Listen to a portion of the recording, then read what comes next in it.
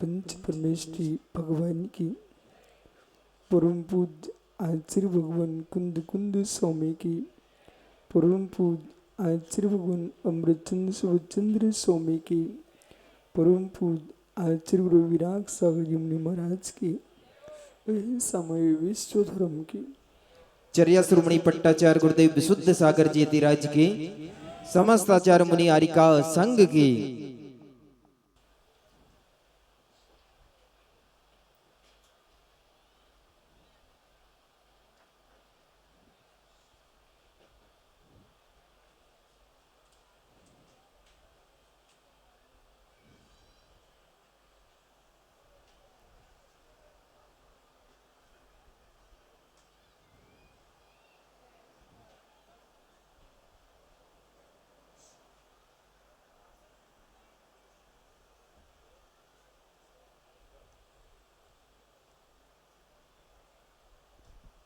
बंधु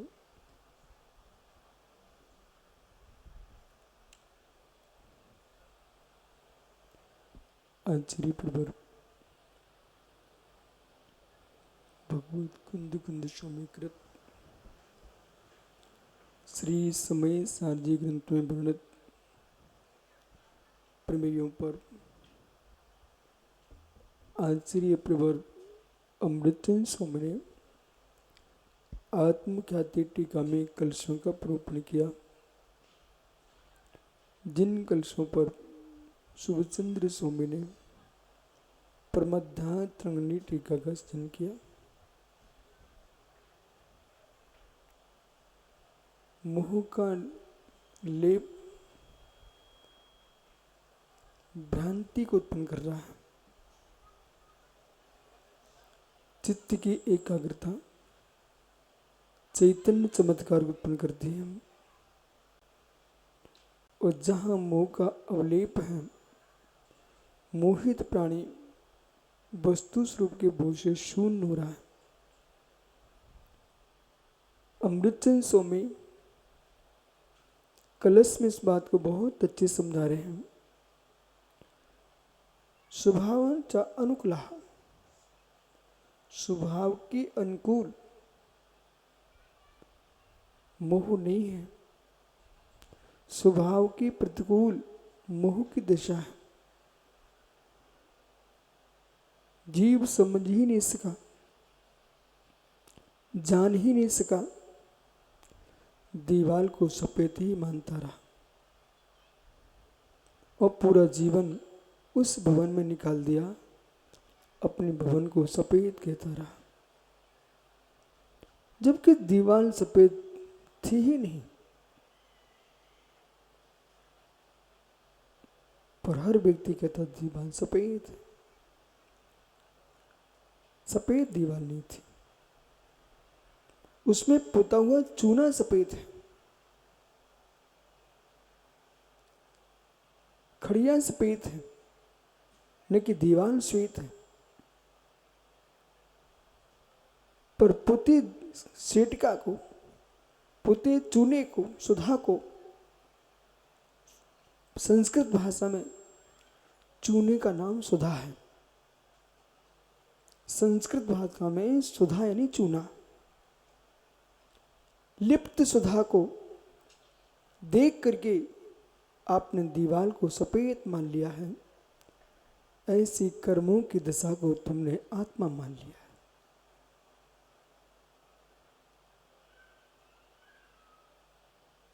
भेद विज्ञान की गंभीर धारा में प्रवेश करेगा जीव, तो वो जान पाएगा कि श्वेत चूना नहीं, चूना है, दीवाल नहीं है। पर दीवाल को श्वेत कह रहा है, ये अज्ञान दशा है। वस्तु चेकम न अन्य वस्तु नो, वस्तु एक है, अन्य वस्तु नहीं है। वस्तु एक है, अन्य वस्तु नहीं है। मैं जो जीव हूं, मनुष्य, मैं एक नहीं, मैं दो हूं। आत्मा एक है, और जिसमें आत्मा शरीर भिन्न है, जो प्रणय का प्रणमन चल रहा है वो द्वैत में चल रहा है। शरीर का प्रणाम स्वतंत्र है और जीव का प्रणाम स्वतंत्र है। शरीर का अर्थ पर्याय का प्रमाण भिन्न चल रहा है और आत्मा का अर्थ पर्याय का प्रमाण भिन्न चल रहा है।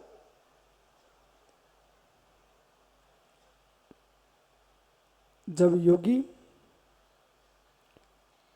मध्यस्थ भाव से बैठता है तब देखता है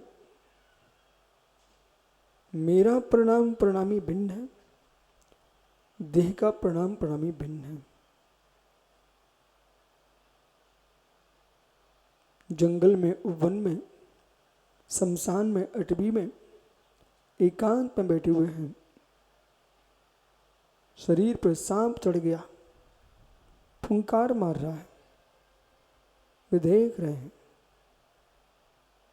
जैसे दीवार पर सांप चढ़ जाए और मकान के अंदर कोई बैठा हुआ है, वो जान रहा है दीवार पर, छत पर चढ़ रहा है, कमरे में थोड़ी है। सांप चढ़ रहा है कहाँ? दीवार पर, छत की ओर जा रहा है, वो कमरे में थोड़ी है। ऐसे योगी देख रहे हैं देह पर सांप चढ़ रहा है, देह में थोड़ी है।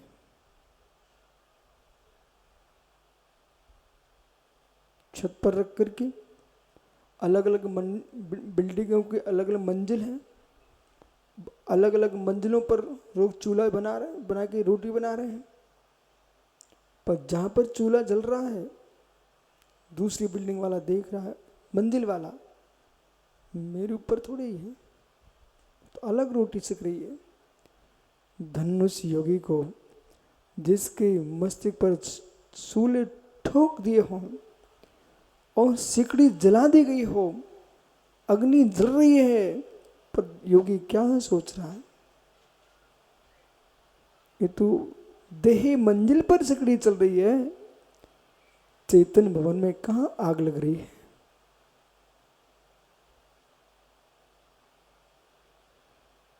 योग में स्थित परम योगेश्वर मृग आया, तिन थिर मुद्रा मृग खाज खुजावते, उपल खाज खुजावते। ऐसा मुनि का स्थिर चित्त, स्थिर मुद्रा। डॉक्टर सुधीर मृग आकर खुजली मचा रही, मुनिराज के शरीर को जड़ समझ करके, पाषाण खंड समझ के घर्षण कर रहा है। वे मुनि हिल नहीं रहे हैं, हिल नहीं रहे हैं। बोले क्यों? हिल गया तो मृग को भय हो जाएगा, ये दौड़ेगा ना तो जीव मर जाएंगे। ये स्थिर बैठे हुए, यही योग दशा, यही योग दिशा। जब तक मन के अंदर उत्पन्न हुए नाना विचार, आकांक्षाएं, यस, जब तक वे आकांक्षाएं जीवित रहेंगी तब तक जीव शांति से न स्व के धर्म को समझे न पर के धर्म को समझेगा। ध्यानी बनने के लिए सबसे पहले मैत्री भाव स्थापित करना पड़ेगा। ध्यानी बनने के लिए, योगी बनने के लिए सबसे पहले मैत्री भाव स्थापित करना पड़ेगा। जब तक जीव के मस्तिष्क में मैत्री भाव नहीं आएगा तब तक ध्यानी योगी नहीं बन सकता। अपनी पुत्री से, पुत्र से, पत्नी से लेकर विश्व के प्राणी मात्र के प्रति मैत्री भाव स्थापित करना पड़ेगा। जगत के किसी भी जीव के विरुद्ध विरोध तुम्हारे पास है, ध्यान छोड़िए तुम नमोकारी की माला नहीं फेर पाओगे। मन वहीं वहीं जाएगा, वहीं वहीं जाएगा। क्यों आगम कह रहा है कि प्रवास से अनुमति लेकर के मुनि बनिए, कुटुंब को संतुष्ट करके मुनि बनिए, तुम्हारे मन में कोई विकल्प रह ना जाए।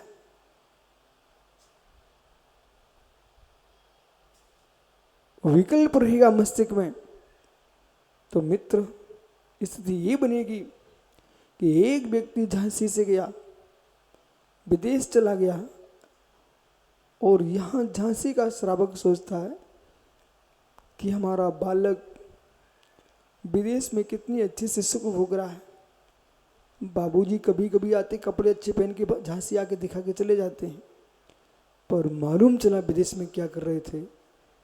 जो यहाँ तुम नहीं कर रहे, तुम्हारे परिवार नहीं कर सकता, वहाँ पर तुम एक होटल के अंदर प्लेट धोने का काम कर रहे थे।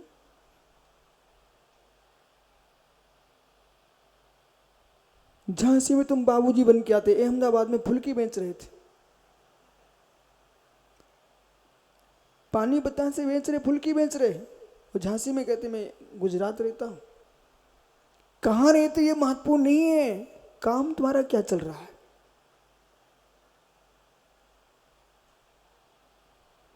मुद्रा तुम्हारी क्या है ये महत्वपूर्ण नहीं है। भेष तुम्हारा मुनिराज का कि ब्रह्मचारी का, कौन से त्यागी वृत्ति का भेष तुम्हारा, ये महत्वपूर्ण नहीं है। महत्वपूर्ण ये है कि तुम्हारी इस मुद्रा में परिणामों की दशा क्या चल रही है।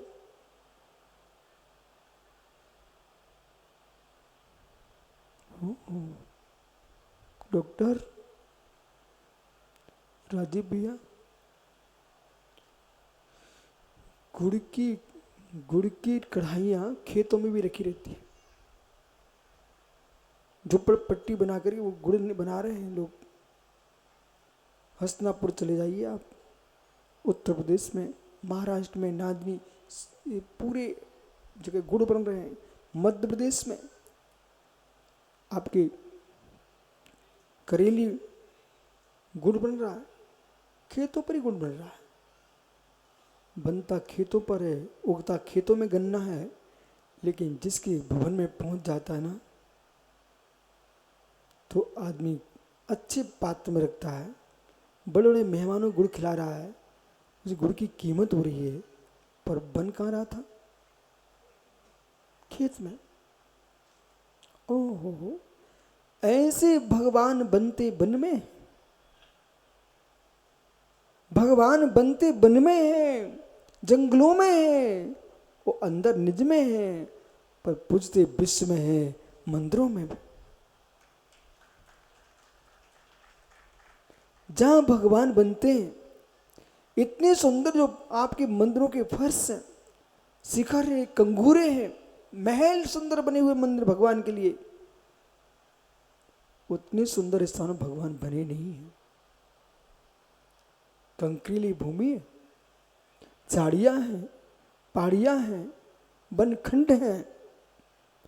ऐसे स्थानों पर योगियों ने ध्यान किया, कंदरों में, गुफाओं में, वहां भगवान बनते हैं। पर विराजमान उनकी प्रतिमाएं मंदिरों में होती हैं और जीवों के मन मंदिर में होते हैं।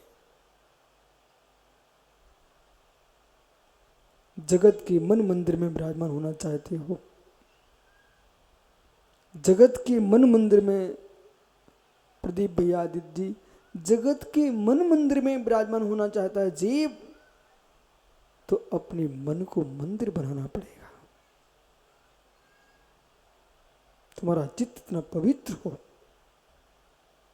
चित्त इतना पवित्र हो बेटा, इतना पवित्र हो, एक बालू का समूह तप करके दर्पण बन जाता है। पता आप लोगों को कांच किससे बनता है? कांच किससे बनता है? एक बालू का समूह तप करके कांच बन जाता, दर्पण बन जाता है, पारदर्शी स्वच्छत शक्ति संपन्न दर्पण पर के चेहरे झलका देता है। जैसे दर्पण स्वच्छ होता है, ऐसे दर्पण के समान चित्त की स्वच्छत शक्ति प्रकट होगी। जब तुम्हारा चित्त इतना तप जाए, इतना तप जाए, इतना तप जाए कि वो पारदर्शी हो जाए।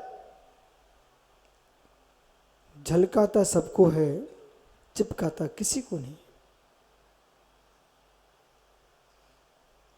झलकाता सभी को, चिपकाता किसी को नहीं अपने में। ऐसे योगी झलकाता सबको है, मुंह में चिपकाता किसी को नहीं है, उसका नाम योगी होता है।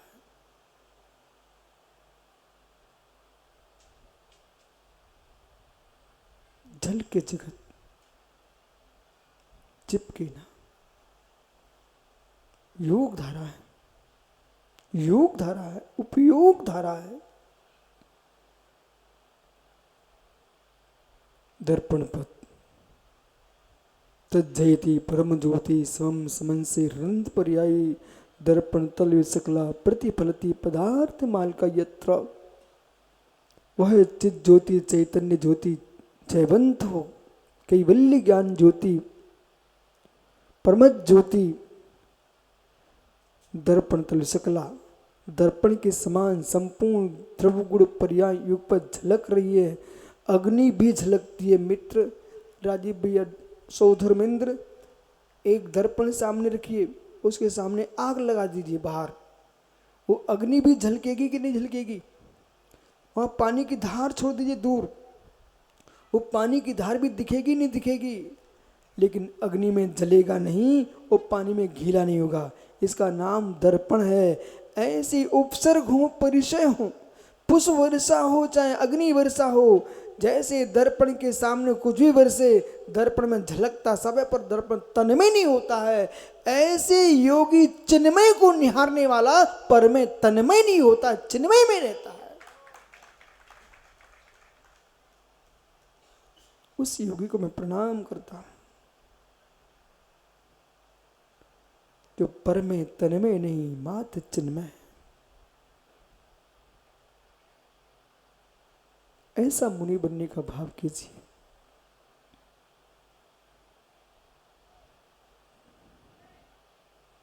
जब भी गेहूं सड़ेगा तो घुन लगेगा, धान सड़ेगा तो बाहर की वस्तु लगी कीड़ा लगेंगे। ऐसी जब भी योगी का मन सड़ेगा तो बाहर की वस्तु का राग का कीड़ा लगेगा। जैसे बुंदेलखंड में कुठिया होती, कुठिया मिट्टी के बड़े कुठीले बनते हैं, पवन पता है आपको? उन कुठिलों के अंदर धान भर देते हैं साल भर के लिए, पर इतना पैक करते, इतना पैक करके रखते हैं, उसके अंदर साथ में मित्र नीम के पत्ते भर देते हैं, जिससे जीव उत्पन्न हो ना पाए।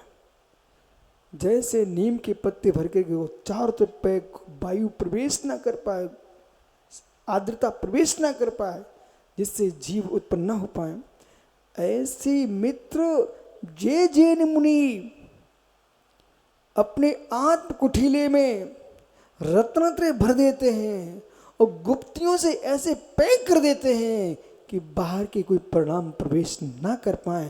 तभी यानी चारित्र बीज सुरक्षित होता है, उसमें मित्र फिर केवल ज्ञान की लताएं स्फुटित होती है और मोक्ष के फल लगते हैं। नहीं बच्चों का खेल ये मोक्ष मार्ग, नहीं बच्चों का खेल। एक अधिकारी को देख करके लोग, सामान्य मनुष्य होता है अधिकारी, उसे देख करके बड़े बड़े लोग कांपते हैं, भाई अधिकारी है। ऐसे मित्र सारे जगत की असंयमी देख करके श्रद्धा से कांप उठे, इसका नाम संयमी मुनि होता है।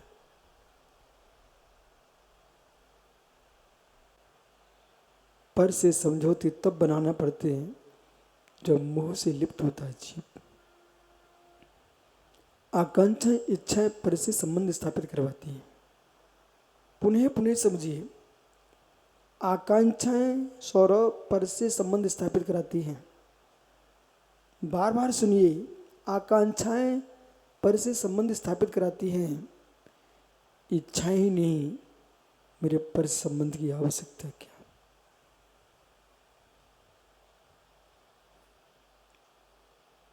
राग देश निवृत्ति का पुरुषा सेवते निरुप्तीन, राग देश निवृत्ति का पुरुषा सेवते निरुप्तीन।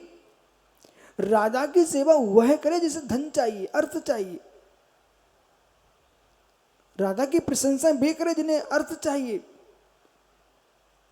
जिसे कुछ चाहिए ही नहीं वो राजा की सेवा क्यों करेगा?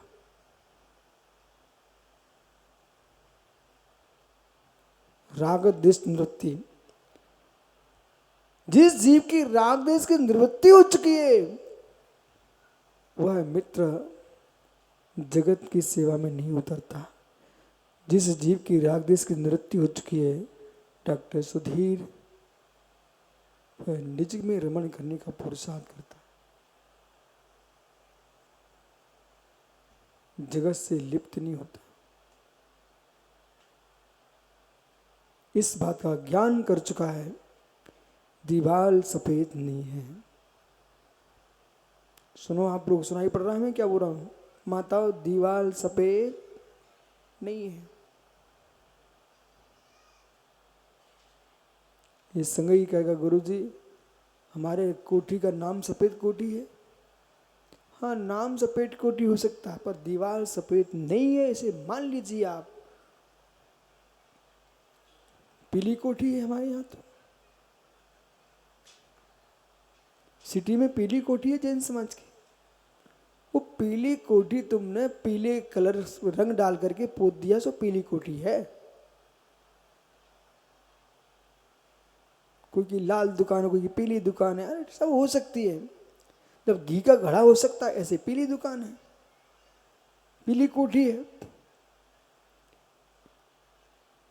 प्रदीप आदित्य घर में तो पानी की बाल्टी है, पूछ लीजिए आप, पानी की बाल्टी है। कहाँ गए तीर्थंकर के माता पिता? इनके घर में तो दूध की बाल्टी रखी है। अब इन परमेश्वरों से सबसे पूछिए कौन से देश के कौन से बाजार में दूध की बाल्टी बनी, कौन से देश में कौन से बाजार में मित्र पानी की बाल्टी बनी? कहीं पानी की बाल्टी भी होती क्या? मंजूर संघई, पानी की बाल्टी होती क्या? दूध की बाल्टी होती क्या? और नहीं होती ना तो सुबह से तो बोलते दूध की बाल्टी लाओ, दूध लेने जा रहा। व्यवहार चलाने के लिए उपचार लगाना ही पड़ेगा। जिस बाल्टी में दूध लाया जाता है उसका नाम दूध की बाल्टी बन जाता है। जिस दूध में बाल्टी में पानी हो तो पानी की बाल्टी हो जाती है। इतना ही नहीं, बोले आचाश्री का कक्ष, बोले मुर्राज का कच्छ। यदि इनके कच्छ ही होते तो मुर्राज बने कैसे, आचार्य बने कैसे? अरे जिसमें विराजमान अपने किया इसलिए उसका नाम रख दिया अपने आचार्य कक्ष, लेकिन न कि आचार्य का कच्छ होता है। और जिनके कच्छ होते हुए आचार्य कैसे, वे तो ग्रस्त हो जाएंगे। इसलिए मुनियों के मठ मंदिर नहीं होते हैं, मठ मंदिरों में रह सकते हैं।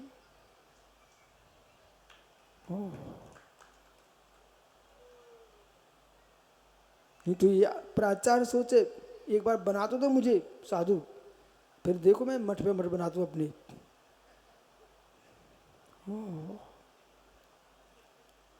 जैसे पानी की बाल्टी उपचार है, घी का घड़ा उपचार है, घृत कुंभ बधाने पे कुंभ घृत मयून चेत, जियो वर्णा जल पे जियो वर्णा तन्मया। जैसे घृत का घट होता है फिर भी न घट तन्मया, घट घी से तन्मय नहीं होता है। ऐसे गोरा सांवला ये नाना प्रकार के वर्ण है जीव के अंदर, तब भी जीव नहीं है। दीवाल सफेद है ऐसा व्यवहार बोलता है, वास्तव में सफेद तो चूना है, दीवाल तो दीवाल है, पोता गया है। दीवाल पर चूना पोता गया है। ऐसे मित्र कर्मों से पोते गए हो। मैं स्त्री वेदी, पुरुष वेदी, नपुंसक वेदी, एक कर्मों का पोताई है। आत्मा तो जो है सो है।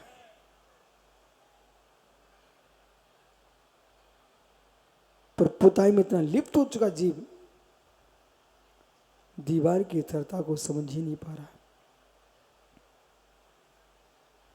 चूने की पुताई में इतना मस्त हो गया जीव की दीवार की यथार्थता को समझ ही नहीं पा रहा।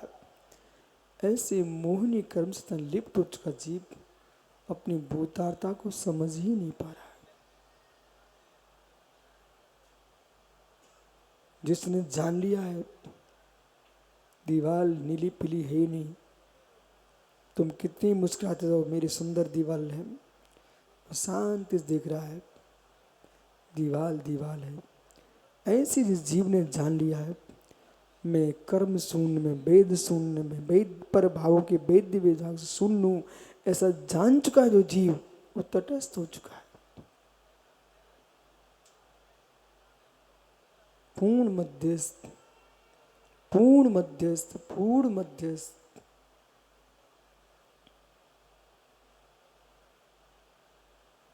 ये जीवन, प्राचार्य जी, ये जीवन वीआईपी नहीं, हीन नहीं, दीन नहीं, मध्यस्थ। क्या हूं, क्या रह चुका हूं, क्या होने वाला, इन सबसे शून्य, मात्र शून्य। मिट्टी के मिट्टीपने को देखिए, घट आदि की अवस्थाएं देखोगे तो संकल्प विकल्प में मात्र मिट्टी को देख रहा है। सोने के आभूषण को मत देखिए, स्वर्ण को देखिए तो एकत्व भाव है। ऐसे जीव की पर्यायों को मत देखिए, जीव को देखिए, एकत्व भाव है। शून्य की साधना लोक की सर्वोपरि साधना है। फिर योगियों को भवनों की, जंगलों की, मसानों की कोई आवश्यकता नहीं पड़ती है। वे जहाँ बैठे होते हैं, क्या आनंद का जीवन है। कर्मों से मुक्ति तो बहुत दिन बाद मिलती है, कर्मों से मुक्ति बहुत दिन बाद मिलती है। मोक्ष तो मुनि यहीं कर चुका होता है। कितनी मुक्ति हो चुकी है मुनि की। मकान बनाने से मुक्त, मकान बनाने से मुक्त, भोजन बनाने से मुक्त, पानी भरने से मुक्त, संतान को जन्म देने से मुक्त, संतान की नाक मुंह पहुंचने से मुक्त, उन्ना लत्ताओं से मुक्त, ओह पुंथरिया धोने से मुक्त, सबसे मुक्त है मित्र। जगत के संबंध बनाने से मुक्त,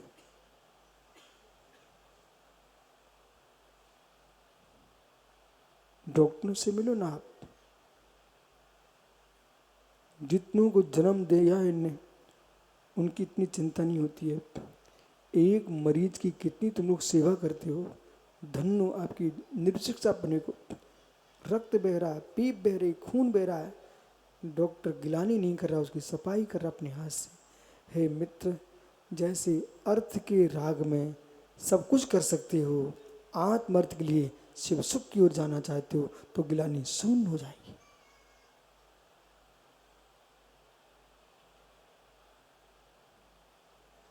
न तुम कोई जाति देखते हो, न कोई पंथ देखते हो, न परंपराएं देखते हो, किसी भी जाति का होगा आप, डॉक्टर तो सबकी नाड़ी देखता है। धन्य हो तुम्हारे परिणामों को, एक वैद्य के परिणामों से मिलो। रोगी को ठीक करना है। सुब्रत साई रतलाम की घटना बोलो ना। रतलाम में एक वकील की और डॉक्टर की झगड़ा हो गया, और इतना सुंदर झगड़ा हुआ कि वकील को अटैक आ गया। अटैक आया ना, वो डॉक्टर था ना, वो हृदय रोग विशेषज्ञ था जिससे झगड़ा चल रहा था। झगड़ा होने के बाद घर पहुंचा वकील और उसको अटैक आ ही गया। अब गांव में कोई दूसरा नहीं, लेके पहुंचे घर वाले कहां, जिस डॉक्टर से झगड़ा हुआ था ना उसी के क्लिनिक में। अब वो वकील को भूल गया, रोगी मान करके उसने उपचार किया, और उपचार इतना सुंदर किया, उसको एक मस्तिष्क में बैठा हुआ था, ये नहीं बचा पाया मैं तो कलंक लग सकता है।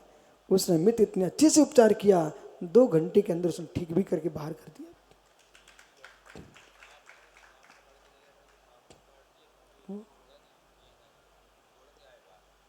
यानी अब कल्पना करो, जिस वकील ने से झगड़ा हुआ था डॉक्टर का, उस डॉक्टर ने उपचार किया। रतलाम की घटना पूछो सुप्रसाद से। ऐसे मित्र वैद्य की दृष्टि जगत का कल्याण हो। यहाँ अंशुल के पिताजी को सांप को पकड़ा, सांप ने डस भी लिया, फिर भी ने सांप को शांति से छोड़ के आए, उसे मारा नहीं, छोड़ दिया। और डॉक्टर के पास गए, और डॉक्टर कहता तुम रुको यहाँ पर, भैया नमोकार पढ़ते रहे, कुछ भी नहीं हुआ। परिणामों में निर्मलता है तो यमराज भी छोड़ के चला जाता है।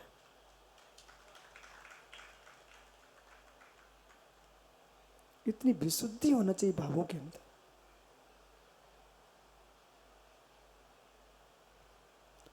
बालू में चेहरा देखने जाओ ना आप लोग, बालू में चेहरा देखो ना आप, दिखेगा क्या? पर बालू का तपस्या से मिलो ना आप। कितना सहन किया बालू ने, भट्टी में झुलसाया गया उस बालू को, तब कांच बनता है वो। वही बालू में चेहरा दिखने लगता है। दूध में चेहरा दिखा क्या आपको कभी? दूध में चेहरा दिखा कभी आपको? दूध में चेहरा नहीं दिखता, दूध में कभी चेहरा नहीं दिखता। मित्र वही दूध से तुम दही बना दीजिए, मत करके मठा अलग कर लीजिए, मक्खन में तब भी चेहरा नहीं दिखेगा। और जब वही दूध का मक्खन से घृत बन जाता है, घृत में चेहरा दिखने लगता है। ऐसी बहिरात्मा में कुछ भी नहीं झलकता, अंतरात्मा बनता है। वो अंतरात्मा जब परमात्मा बन जाता है, उसमें विश्व चराचर झलकने लगता है। प्रक्रिया करने से वस्तु अवस्तु भी बन जाती है, प्रक्रिया के विपर्यास से। और प्रक्रिया करने से वस्तु भिन्न वस्तु बन जाती है, पर्याय वस्तु। जितना द्रव्यानुयोग है सब रसायन है। इसकी व्याख्या अपनी रासायनिक व्याख्या है, पुद्गल के माध्यम से समझाया जाता है। पर चेतन में क्या क्या चल रहा है, ध्रुव दृष्टि है।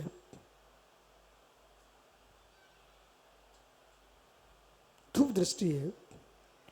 जगत में जितनी अवधारणा है वे शरीर को स्वस्थ करने की अवधारणा है।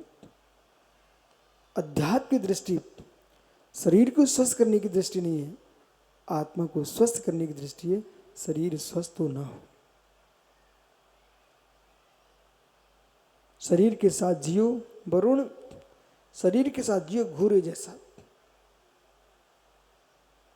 शरीर के साथ जियो घूरे जैसा। घूरा जानते हैं आप लोग? घूरा, जहाँ कूड़ा संग्रह किया उसका नाम घूरा, गोबर वोबर सब इकट्ठा करिए उसका नाम संग्रही घूरा। तो संजय जैसे घूरे की कोई कीमत नहीं समझते लोग। पर वही घूरा खेत में खाद बनता ना, तो मोती जैसे दाने निकलते फिर धान्य के। घूरे से खाद बनने पर मोती बन जाते तुम्हारे खेत में। ऐसे ज्ञानियों, ये देह घूरा, देह कूड़ा, सप्त धातु से भरा है, कभी सड़ गया तो पीप पड़ जाती शरीर में।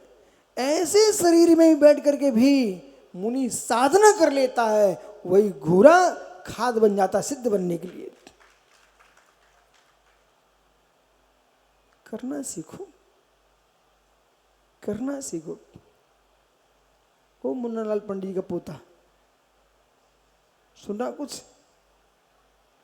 एक आम का फल प्रदीप आदित्य ने खाया, ठीक है बेटा, और तुमने भी खा लिया। अब दोनों की बुद्धि का प्रयोग कर रहा हूं। आम का फल खाने का फिर क्या करना चाहिए? है? अच्छा,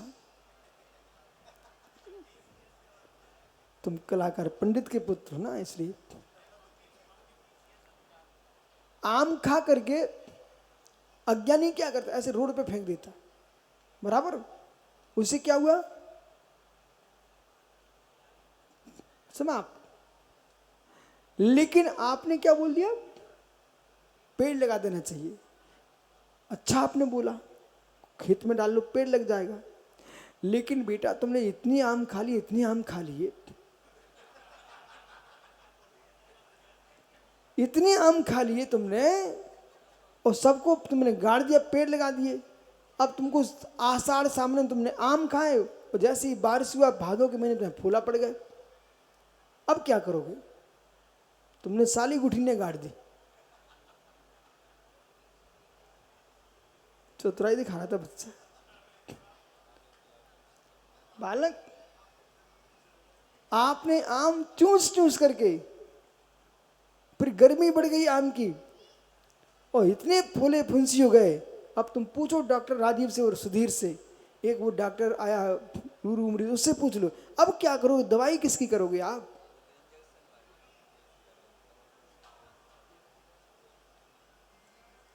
बताओ सुधीर, राजीव भैया, जिस आम से तुम्हें फोड़े हुए थे उस आम में दवाई ठीक नहीं। बेटा ये तो तेरी नानी बता देगी, पूछ क्या, मरदेवी से पूछ क्या। बोले फोड़े हुए आप क्या करूंगा मैं? उसे मालूम कुछ समझ में नहीं आ रहा है। बोले तो बिल्कुल, उसको तो आनंद आ रहा, मैं भगवान की मतारी बन गई हूं। बालक, वो डॉक्टर सुधीर बैठे हुए हैं, वो राजीव, पूछो उनसे, सौधर्मेंद्र से पूछ लो।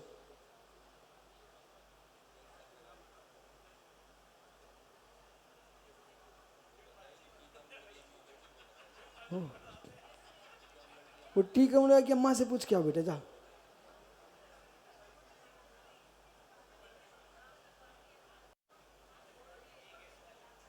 तुमने तो पूरी गुठली गाड़ दी।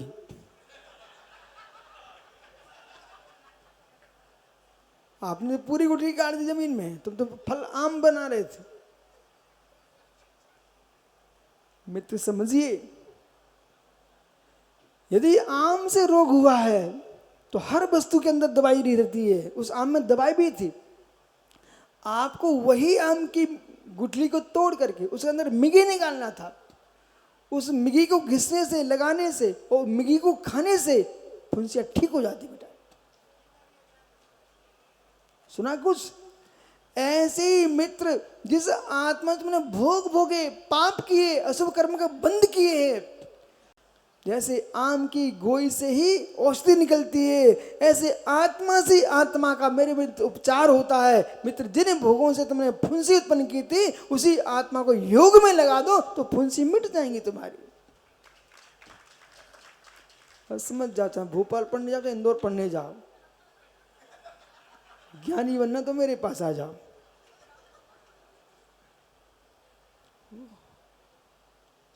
बच्चा ने कितनी बुद्धि दौड़ाई, ठीक दौड़ाई। बोले आम को मैं गुठली खेत में गाड़ दूंगा।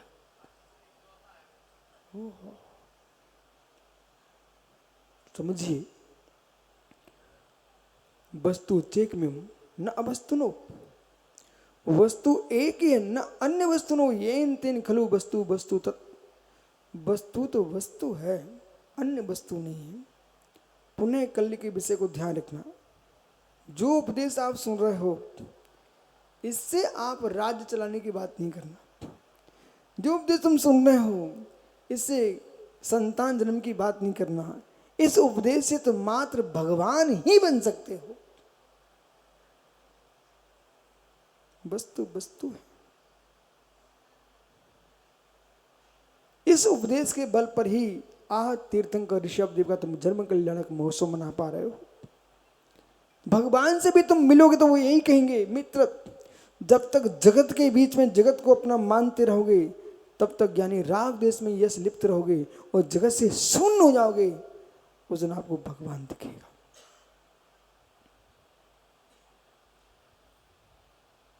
जमीन की बालू में भी पारदर्शिता है। जमीन की, नदी की बालू में पारदर्शिता है। जब रेत का, बालू का कण कण कांच बन सकता है तो मित्र जगत का प्राणी प्राणी परमात्मा बन सकता है।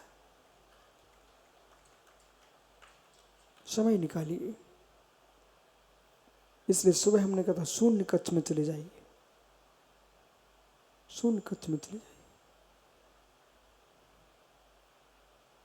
एक दूसरे की बरगड़ा भी तुमको स्पर्शित ना कर सके। इतने ही नहीं पीयूष, चाहे त्रियंचो चाहे मनुष्य हो बेटा, देखो मेरी तरफ, बगल में आके मौन बैठ के आदमी ना वो भी प्रभाव छोड़ता है, तुम्हारी साधना भंग कर देगा। कितने प्रकार के सेंट तेल फुलेल लगा के आते हैं दिनेश, ऐसे ऐसे तेल जिनकी तरंगे नाक पे पहुंचती काम विकार आ जाए तुम्हारे मस्तिष्क में। क्या है, कितना आगम मेरा महान है, सुगंधित तेलों का मुनियों को निषेध लिख दिया। ऐसे द्रव्यों को सूंघो ही नहीं, जिन द्रव्यों को सूंघ, इतना ही नहीं, तेल तो दूर की बात है, लोगों के पसीने तीक्ष्ण होते हैं, दूसरे के पसीनों की सुगंध सूंघ करके त्रिंच बावले हो जाते हैं। तुम तो मनुष्य हो, से दूरी बनाइए।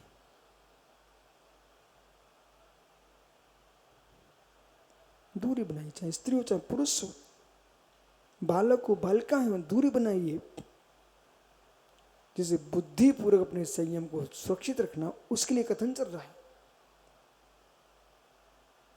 दूरी बनाइए। भावों में द्वंद खड़ा कर दे, वो भावों का द्वंद वचनों में आ जाए, वो वचनों का द्वंद हाथ पैर में बदल जाए, ऐसी वस्तुओं को दूर कर देना चाहिए। तो द्वंद मर्यादाएं भूल जाए कि मैं गुरु के पास हूं, जिनालय में हूं कि ग्रंथालय में हूं, कहां खड़ा हूं, कहां मैं वचन का प्रयोग कर रहा हूं। मौन ही साधु का धर्म है, मौन ही साधु का धर्म है। बहुत सारे सत्य वचन भी बोलोगे ना आप, लोग तुमसे कहेंगे वो गुस्सा कर रहे, चिड़चिड़ा रहे, नहीं। इसलिए अब तो इतना ही है, कष्ट सहन करो। खीर बनना है तो बटलू के ढक्कन में ढक जा।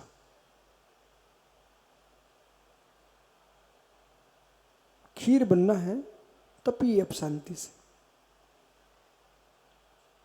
और ऊपर से क्या किया, नीचे अग्नि जल रही है, ढक्कन और ढक दिया माँ ने, अब तुम अंदर ही उबलते रहो। जब ढक्कन खुलेगा तो खीर निकलेगी। ऐसे ही योगी, कितनी कष्ट हो, कितनी उपसर्गों की ज्वाला जल रही हो, तुम ध्यान की दंगनी में बैठी रहो, और जब भी ढक्कन खुलेगा तो केवल ज्ञान के रूप में ही उद्घाटित होगा।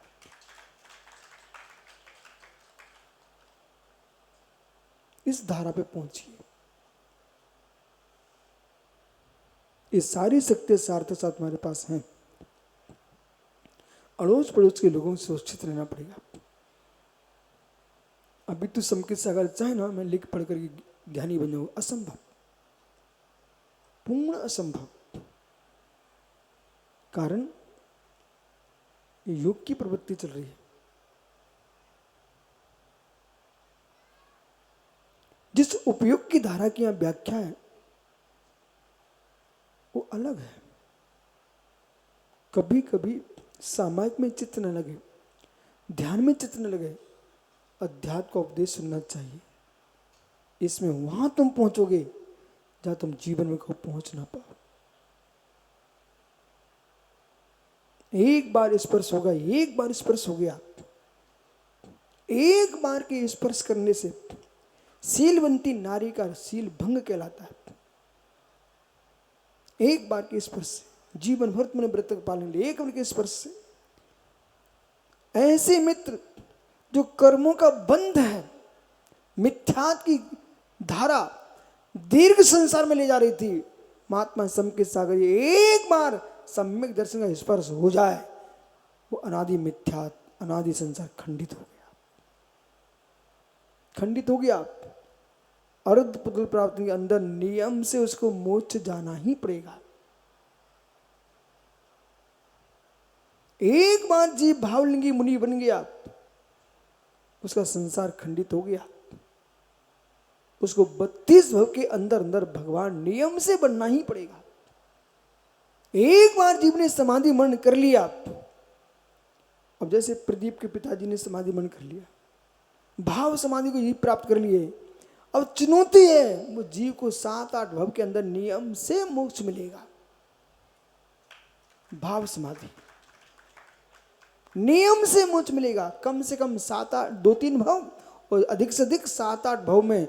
इसलिए समाधि की महिमा, जिस जीव ने एक बार समाधि मन कर लिया, एक बार समाधि मन कर लिया, नियम से 7-8 भव में मोक्ष जाएगा। उसके लिए चाहिए है न आंखों से पर से बातें करो, न मन से कोई बातें करो, तटस्थ हो जाओ। जैसे चूना लगी दीवार को चूने से भिन्न देखो, चूने लगी दीवार को चूने से भिन्न देखो, ऐसे कर्मों से लिप्त आत्मक कर्मों से भिन्न देखो। वस्तु वस्तु देख लो, वस्तु तत् निस्तु एवं परो अपरस्य कहा किम करोति किम बाहर लुटती, क्या करेगा, क्या बाहर में लुढ़केगा, कुछ नहीं। यद्यपि स्वभावतः बाह्य स्फुरंतो व्यक्ता च अस्वंत शक्ति, ये जीव यद्यपि बाहर में अनंत शक्ति संपन्न होने पर भी व्यक्ततः च स अनंत शक्ति दुख वारान विभाग पर छिदेन अविभाग पर छिदेन, बार बार 2-2 बार कह रहे हैं तू अनंत शक्ति संपन्न है, अनंत शक्ति संपन्न है। मतलब ये समझा रहे हैं कि भाई तू क्यों भ्रमित हो रहा है, क्यों पर में भटक रहा है, तू अनंत शक्ति संपन्न है। अपने ज्ञान के अविभाग परिच्छेदों का भेदन करो। एक वो ज्ञान कि हम शास्त्रों को समझ रहे हैं, एक वो ज्ञान हम अपने ज्ञान से अपने ज्ञान को समझ रहे हैं।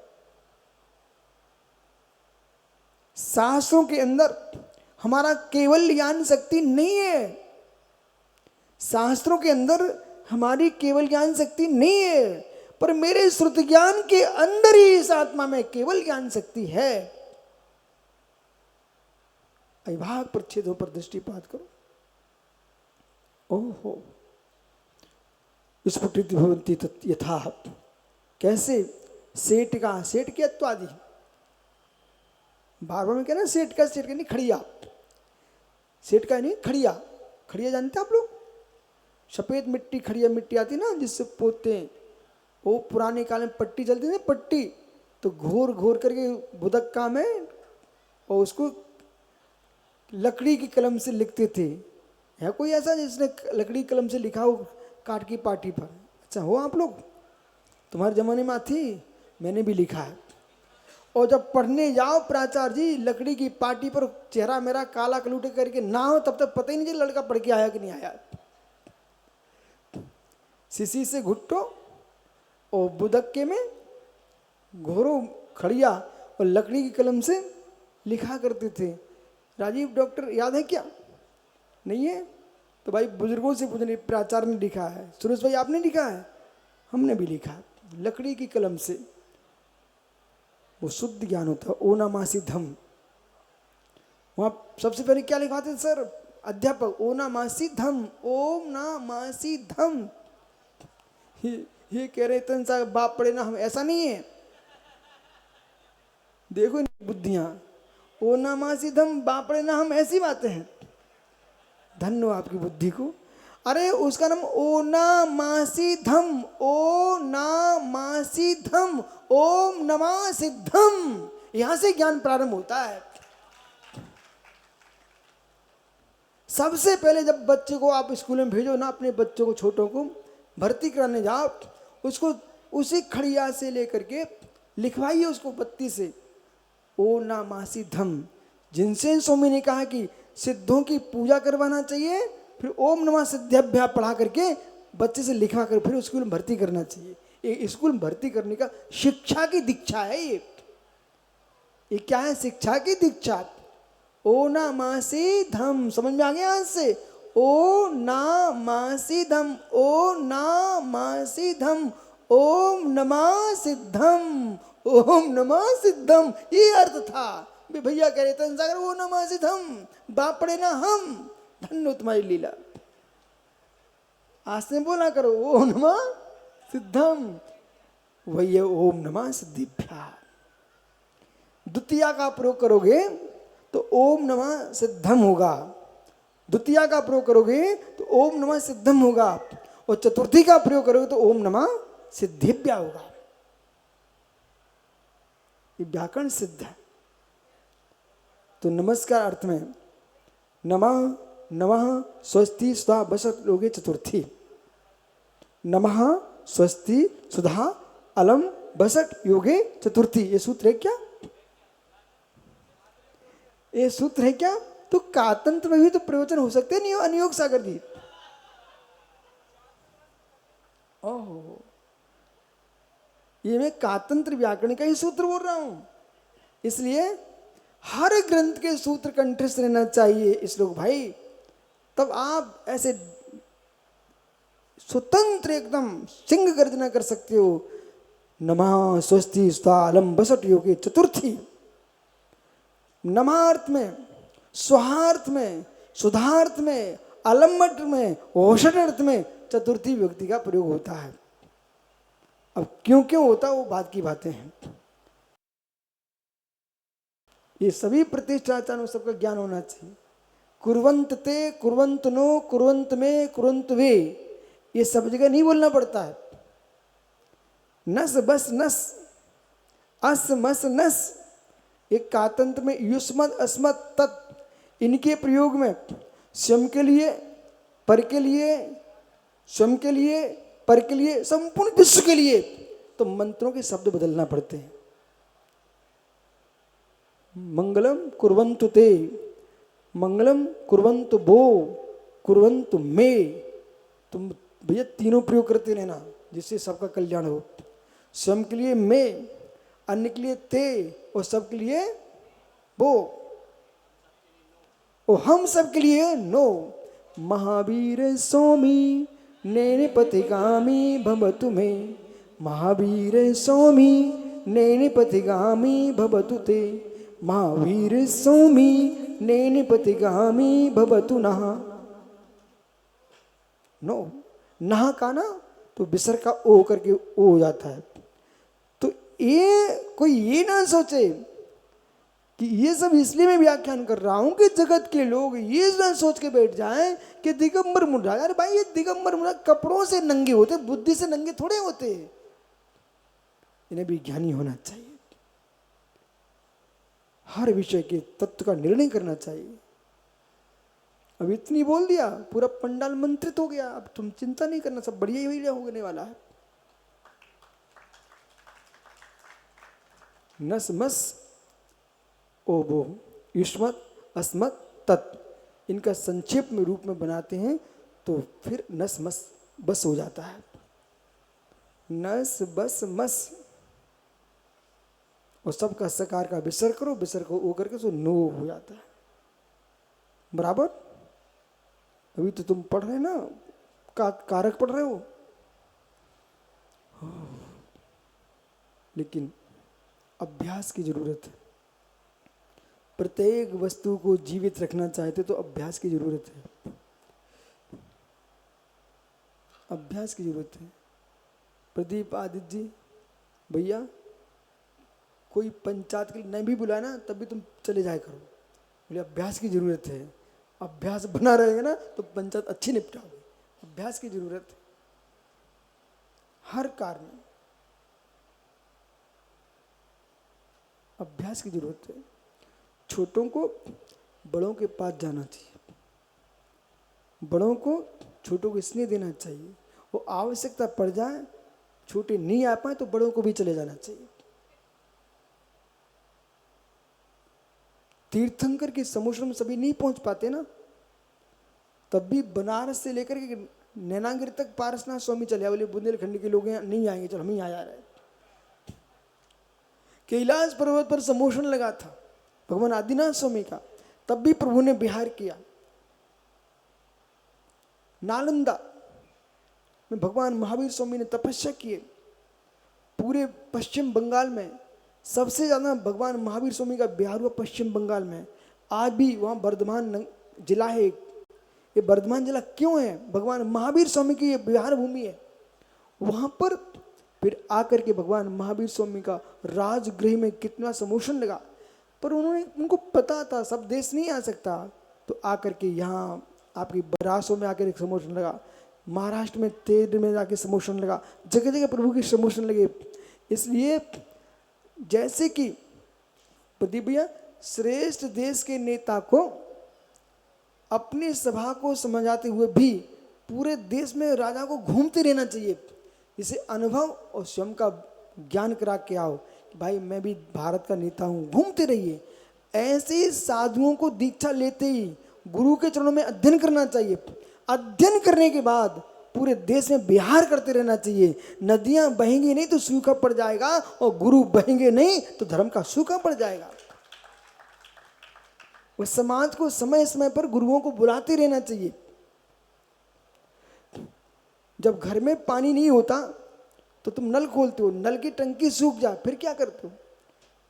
अंत में तो राजीव जाना ही पड़ेगा कुएं के पास, और घर में पानी नहीं हो तो कुएं से भर के घर में लाते हो ना, तब घर पानीमय होता है। ऐसे तुम्हारे घर में गुरु नहीं होते हैं, यानी बाहर से गुरुओं को बुला करके और पूरे गांव में तत्व की गंगा बहा देना चाहिए। मैं तो इसलिए बिहार करता रहता हूं कि हमारा देश दिगंबर से सूखा ना हो पाए। अब नियत कर लिया सुब्रत सागर ने, हम तो इतने इतने झांसी की तरफ घूमते रहेंगे, तो बाकी ये तो सूखा हो जाएगा। क्या नहीं, सबको घूमना चाहिए। हम तो इसलिए घूम रहे हैं तुम हमें देख के तुम सब घूमने लग जाओ, जो एक मड़िया में बैठे हो। सब घूमो, सब जगह घूमो, सब जगह घूमो। बताओ यहाँ पर झांसी में नहीं आते, आज तुमने सुबह देखा पूरे पंडाल, पंडाल के बाहर कितने भव्य जीव खड़े हुए भगवान का जन्माभिषेक कर रहे हैं, तत्वोपदेश सुन रहे हैं, और खींच खींच के ताली बजा रहे हैं। जितनी ताली, सबके अंदर के सारे विकार भग गए।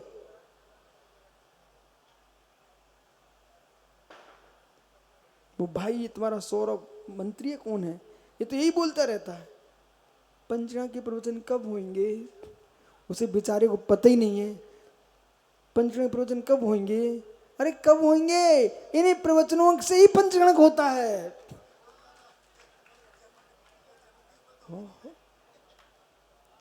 जन्म के लिए प्रवचन नहीं करना पड़ते हैं, जन्म मरण के नाश के लिए प्रवचन करना पड़ते हैं। प्रभु ने ऐसी तपस्या की तो जन्म कल्याणक हो गया,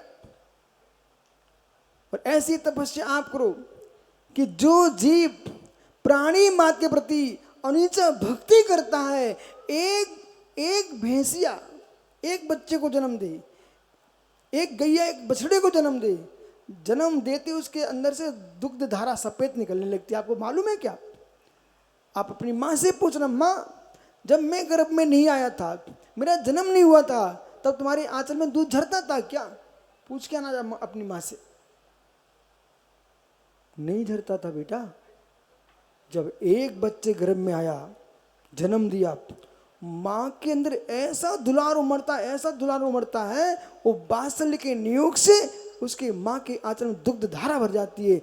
ऐसे ज्ञानियों तीर्थंकर बालक, उसके अंदर इतनी करुणा विश्व के प्राणी माँ के प्रति होती है। भगवान के शरीर का रक्त लाल नहीं होता, श्वेत होता है जन्म से ही। अभी अभी जन्म के 10 अक्षर भगवान की प्रतिमा में स्थापित करके आया हूं, पता है आपको? इसलिए ज्ञानी समझो, जिनके लाल चेहरे होते ना, समझ जाओ कसाई आदमी है, कसाई आदमी है, क्षण क्षण में लाल हो रहे हैं। जिनके चेहरे पर सफेद चमक है, भद्र प्रणामी जीव है। तुम सब सोधर मिंद्र को देख रहे हो, भद्र प्रणामी जीव है। वो मालूम, वो मुझे देखने आता कभी कभी, फिर हमको सुनता सोचता मैं इन्हीं को देखने क्यों आऊं, यही मुझे देख रहे हैं। अभी सुब्रत सागर ने एक डॉक्टर बुलाया, वो विशाश्री माताजी ने भेज दिया। वो सुब्रत सागर इतना अध्यात्म के लेक्चर दे रहा था, मैं सुनता रहा, और उसने जैसे ही प्रवचन सुना, सो मेरे चरणों में गिर पड़ा, बोले महाराज जी वो तो मैं बहाना है, आपको देखने आया हूँ, तो मैं तो आपको सुनने आया। यानी सत्य है, जितने झांसी मेडिकल के सामने जितने, ये पूरा डॉक्टरों का मोहल्ला है, हर घर में डॉक्टर ही डॉक्टर हैं। इन सब डॉक्टरों को एक चिट लगा के रखना चाहिए। उपचार हमसे आप करा सकते हो, उपचार हम कर देंगे, विचार स्वस्थ आप रखिए। प्रत्येक डॉक्टर को सच्चा डॉक्टर और लिख के टांग देना चाहिए, उपचार शरीर का हमारे पास, पर विचारों को स्वच्छ आप रखिए। आपके विचार स्वस्थ होंगे तो हमारा उपचार उतनी जल्दी अच्छा लग जाएगा। सत्य क्या? तो आपका समय हो गया, सत्य ही है। इसलिए मित्र, दीवाल को दीवाल देखिए और चूने को चूना देखिए। ये सबको समझ में आ गया? चूने को चूना देखिए, दीवाल को दीवाल देखिए, देह को देह देखो, आत्मा को आत्मा देखो। आत्मा शुभावम परिभाव भिन्नम, आत्मा शुभावम परिभाव भिन्नम। आत्मा का